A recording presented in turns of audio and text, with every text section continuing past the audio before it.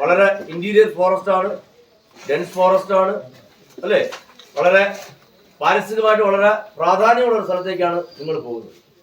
അവിടെ പിന്നെ ഇഷ്ടംപോലെ വന്യമൃഗങ്ങളുണ്ട്. കാലാവസ്ഥയ്ക്ക് വ്യതിയാനങ്ങൾ എപ്പോൾ വേണം സംഭവിക്കാം. മഴയുണ്ട്, എപ്പോൾ ശക്തമായ മഴ വരാം, കാറ്റ് വരാം, മൂടൽമഞ്ഞ് വരാം, പല കാലാവസ്ഥാ വ്യതിയാനങ്ങൾ വരാൻ സാധ്യതയുണ്ട്. അപ്പൊ നിങ്ങൾ പോകുമ്പോൾ വളരെ സൂക്ഷിച്ച് പിന്നെ അതിനുവേണ്ടിയാണ് ഞങ്ങൾ നിങ്ങളുടെ കൂടെ ട്രെയിൻഡ് ആയിട്ടുള്ള എക്സ്പീരിയൻസ് ആയിട്ടുള്ള തനത് നാട്ടുകാരും സെറ്റിൽമെന്റ് ട്രൈബൽ ആയിട്ടുള്ള ഗൈഡുകളാണ് നിങ്ങളെ കൂടെ വിടുന്നത്.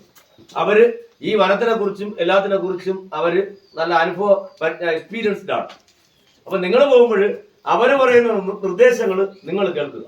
അത് നിങ്ങളുടെ സുരക്ഷിതത്വത്തിന് വേണ്ടിയാണ് അല്ലേ. നമ്മൾ കാട് കാണാൻ ട്രക്കിങ്ങിന് പോകുമ്പോൾ ഫസ്റ്റ് ഇമ്പോർട്ടൻസ് നമ്മുടെ സുരക്ഷയാണ്. അതിന് നിങ്ങൾ അവര് പറയുന്നത് കൃത്യമായിട്ട് കേട്ട് അവിടെ നിർദ്ദേശങ്ങൾ അനുസരിച്ച് പോവുക. അവരുടെ പോകരുത് എന്ന് പറഞ്ഞു കഴിഞ്ഞാൽ നിങ്ങൾ വെറുതെ നിങ്ങൾ ഉപദ്രവിക്കാൻ അവർ പറയത്തില്ല. അതെന്തെങ്കിലും കാരണം കൊണ്ടായിരിക്കും പറയുന്നത്. അത് നിങ്ങൾ ശ്രദ്ധിച്ച് കേൾക്കുക.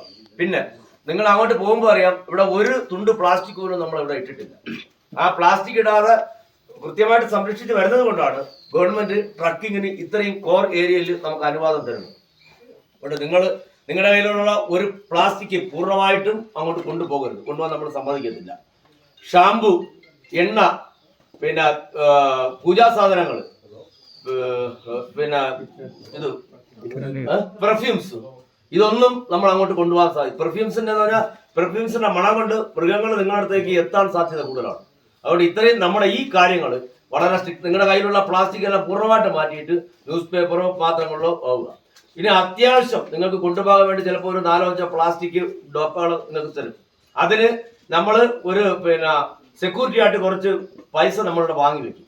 ആ പൈസ നിങ്ങൾ തിരിച്ചു വരുമ്പോൾ ആ പ്ലാസ്റ്റിക് ഏൽപ്പിക്കണം. ആ പൈസയും നിങ്ങൾ വാങ്ങിക്കൊണ്ട് വേണം പോകാൻ.